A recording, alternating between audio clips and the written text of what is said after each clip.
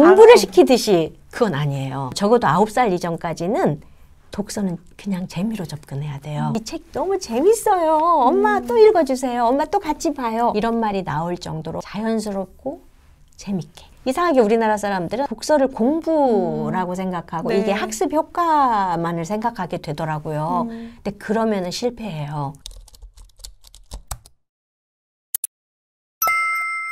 좋은 엄마가 되고 싶은 엄마들의 모든 마음은 같을 거라 생각해요. 오늘 마음공감TV를 통해서 우리 아이 어떻게 하면 책을 좋아하고 책 육아를 잘할 수 있을지 함께 공부해 보도록 하겠습니다. 선생님 막연해요. 책 육아 잘하고 싶은데 우리 영아기 또 육아기 엄마들은 어떻게 하면 책 육아 잘할 수 있는지 방법 좀 알려주세요. 우선 이제 그림책이라고 하는 세계를 좀 더 많이 아셨으면 좋겠어요. 특히 영유아 때 동화하고 그림책.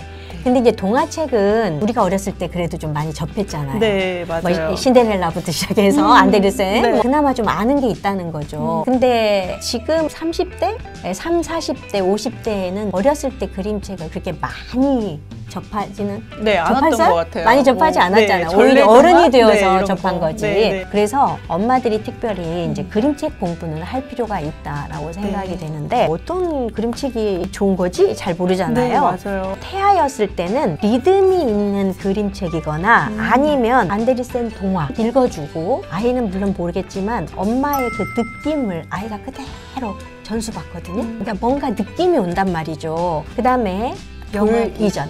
돌 이전의 아이들에게는 그 아이가 잠자기 전에 안데르센 동화를 읽어줄 수도 있고 노래로 되어 있는 이런 그림책을 읽어줄 수가 있어요. 이제 얘가 2살이 되고 3살이 되면 우리 애기들은 뭔가를 좀 배워야 되고 가르쳐야 되고 이런 게 있잖아요. 네, 생활습관. 예, 생활습관. 치카치카 어떻게 해야 되나? 네, 똥이 맞아요. 풍덩. 이런 책을 자꾸 읽다 보면 아 이렇게 하면 배변 이렇게 하면 되겠구나. 거기에다가 학습 지적인 활동을 도와줄 수 있는 책 1에서 100까지 1에서 10까지 이런 책들이 있다는 거죠. 지식에 관계되는 책들이 그냥 재미삼아서 읽어주는 거죠. 네. 그 아이는 그게 1, 2, 3이 뭔지를 몰라요. 그런데 자꾸 듣다 보면 이게 세뇌가 되는 거죠. 네. 기억을 할 수 있게 돼요. 그러면서 인지 능력도 이제 생기는 것이죠. 그 다음에 이제 아이들이 조금 더 3살 되고 4살 되면 괴물들이 사는 나라 이렇게 상상력.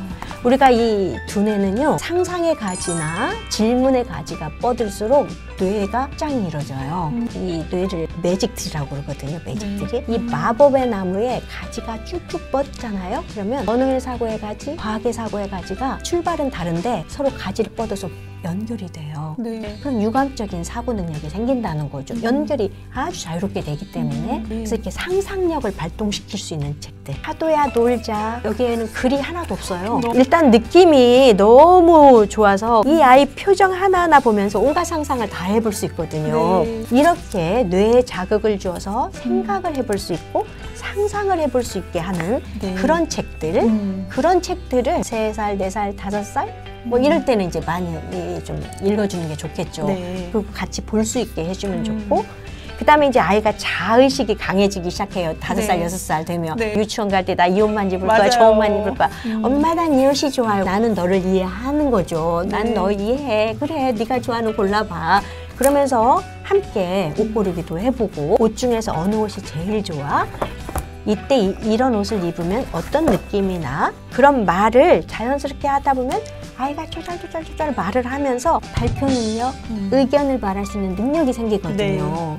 그냥 자연스럽게 하면 된다는 거죠. 공부를 시키듯이 그건 아니에요. 적어도 9살 이전까지는 독서는 그냥 재미로 접근해야 돼요. 이 책 너무 재밌어요. 엄마 또 읽어주세요. 엄마 또 같이 봐요. 이런 말이 나올 정도로 자연스럽고 재밌게. 일단 엄마 마음이 좀 편하게 읽어줘야겠어요. 그것이 굉장히 중요합니다. 이상하게 우리나라 사람들은 독서를 공부라고 생각하고 이게 학습 효과만을 생각하게 되더라고요.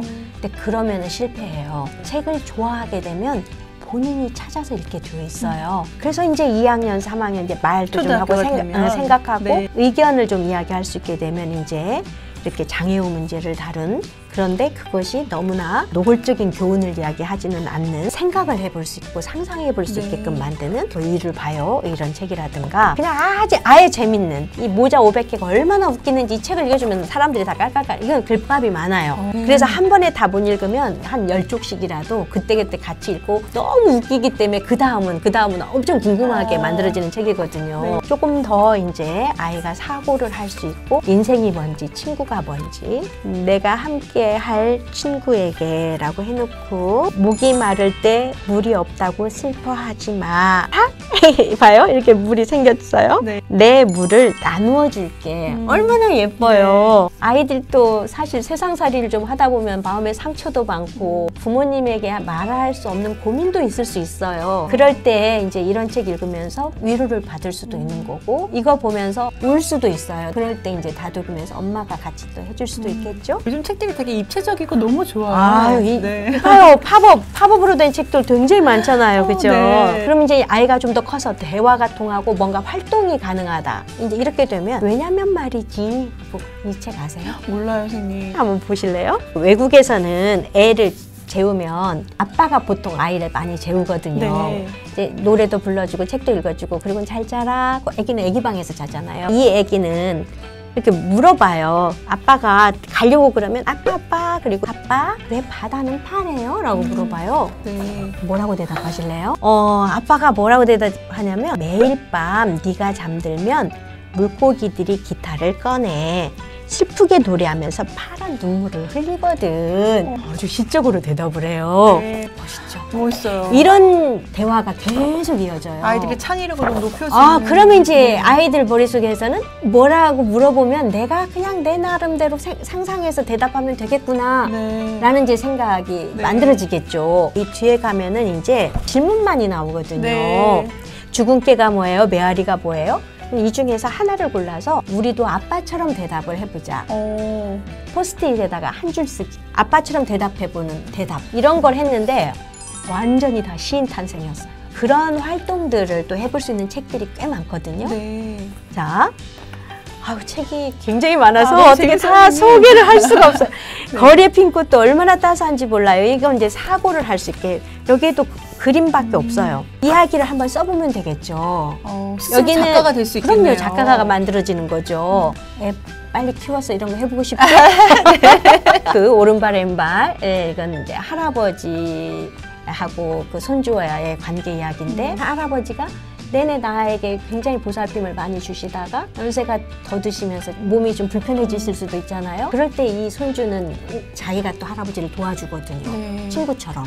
그런 이야기를 통해서 어떻게 관계 맺고 또 내가 받은 걸 또 어떻게 돌려줘야 되나 이런 생각도 해볼 수 있는 거예요. 네. 제가 오늘 소개한 것은 그 1000만 권의 책 중에서 일부잖아요. 네. 그 많은 책을 어찌 다 아느냐는 거죠. 특히 이제 영화기 같은 그렇죠. 표현을 잘 못하는 아이들한테는 엄마의 선택인 거잖아요. 그렇죠. 엄마의 선택이 아이의 인생을 좌우한다. 그래서 제가 아까 말씀드렸듯이 엄마들이 공부를 좀 하시는 게 좋겠다는 거예요. 쉽게 누구나 할 수 있는 방법은 그림책에 관한 책?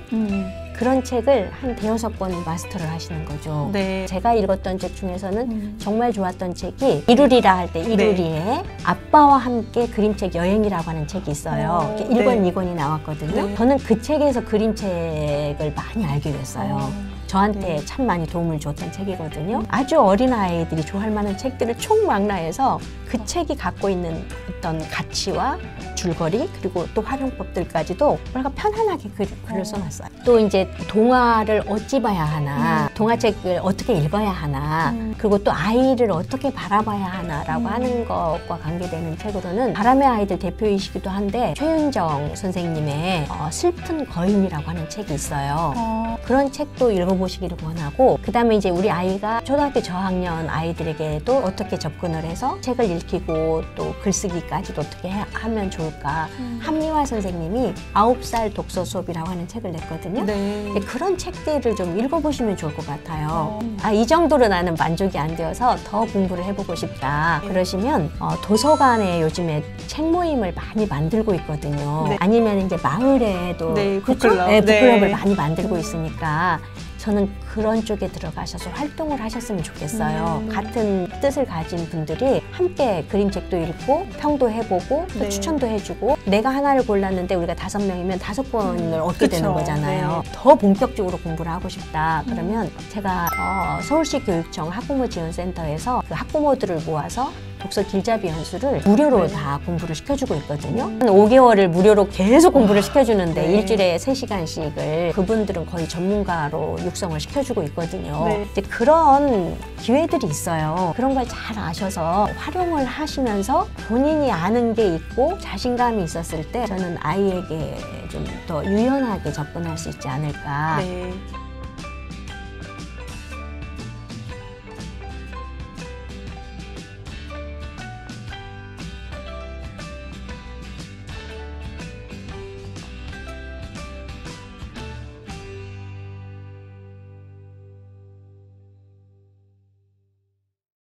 망공감TV 좋아요, 구독, 알림, 공유 많이 해주세요.